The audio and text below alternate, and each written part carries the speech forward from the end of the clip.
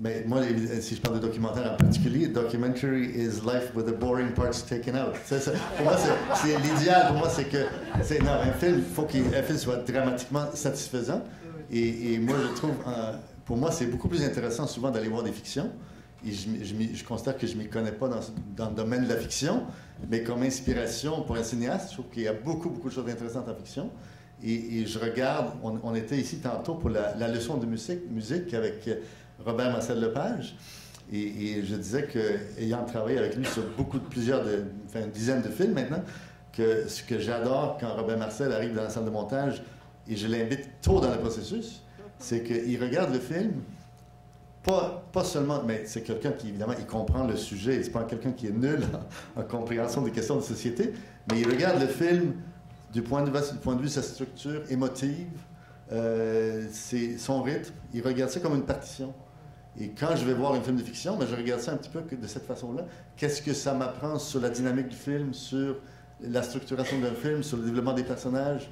Et moi, personnellement, si je fais le choix le plus souvent de tourner un film sur 3 ans, 4 ans, ou de m'embarquer dans une situation conflictuelle dont on ne connaît pas la fin, mais c'est parce que je considère que je me donne des conditions gagnantes en termes dramatiques.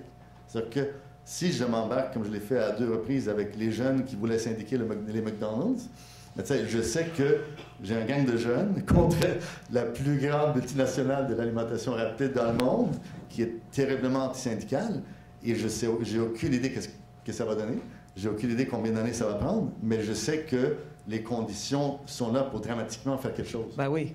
Alors, et là, on parlait tantôt de comment les films circulent. C'est très intéressant pour moi de voir quel film circule et de quelle façon. J'ai fait un film sur la pollution des terres autochtones par les mines d'uranium au Canada anglais. Mais aucun problème devant ce film-là au Québec. Mais c'était facile avec des téléviseurs. Par contre, j'ai suivi pendant 6 ans la bataille des cris contre le projet Grande Baleine au Québec. Vendre ça à la télévision québécoise, pas évident. Ouais. Au Canada anglais, oui. Partout dans le monde, oui. Alors, il y a des sensibilités. Je pensais, en regardant le film de Richard, que j'ai beaucoup, beaucoup aimé. Vraiment, je te félicite pour ce travail, c'est exceptionnel. Et je pensais à ce qu'un critique de cinéma américain disait, j'oublie son nom, mais il disait tout le monde adore un poète dissident dans le pays de quelqu'un d'autre.